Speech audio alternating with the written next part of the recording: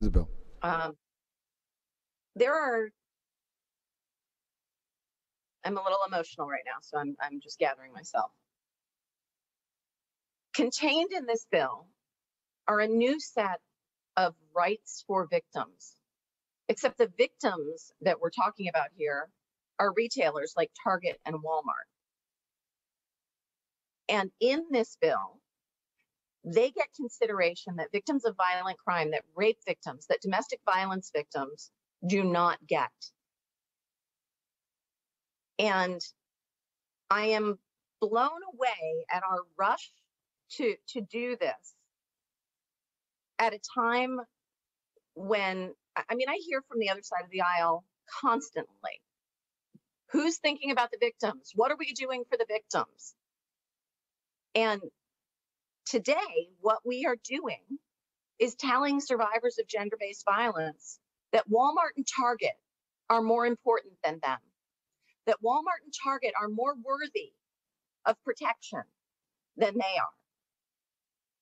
And so if you want to vote for this today, know that that's what you're saying to the mostly women in your districts who are afraid to report their crimes because they get disregarded, they get doubted, they get accused of being of lying about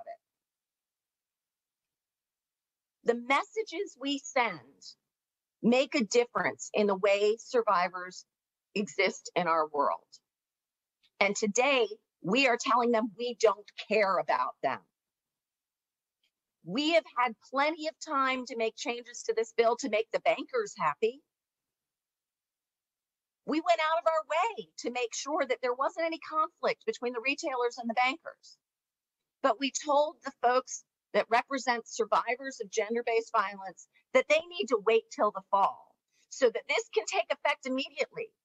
And here in Illinois, we are ensconcing in law for multiple months that large retailers have more rights than a woman who has been raped. Within this law, we make very clear when a victim of organized retail crime has to be notified about updates and hearings. We put a number on it. Whereas in existing law, for every other victim of crime, it just has to be timely, which could mean anything. We go even one step further. And as someone who watched a police officer tell my mother that prosecuting my father for strangling her would ruin a good man's life and so discouraged her from reporting, here in this bill that we are about to put an immediate effective date on, we do that when something's an emergency. Here in this bill, we prohibit law enforcement from even discouraging a retailer from filing a case. We take that extra step.